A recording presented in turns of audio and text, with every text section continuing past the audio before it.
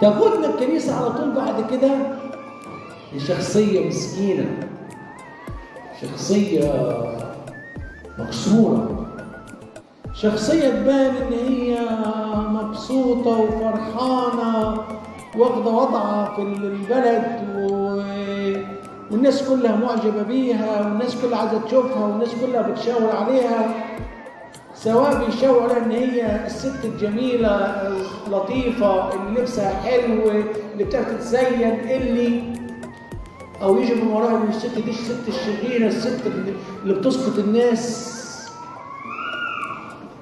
صدقوني إن هذه المرأة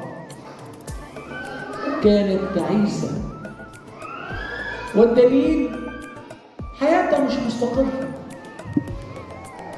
كان لك 5 أزواج والذي معك ليس زوجك. تحاول إن حد يخليها تعيش في فرح أو في سلام، لكن كله لا يأتي إلا ليسرق ويسبح ويهلك. والدليل إن هي مش كده وبس، ده هي راحت تستقي في وقت ما فيش حد يكون ماشي فيه خالص، مش عايزة تشوف حد، مش عايزة حد يعايرها ولا يدينها ولا يبص لها نظرة اشمئزاز. لكن لما تلاقت مع الحبيب الأبدي تغيرت حياتها كلية وجزئية، وتركت جرتها عند البئر.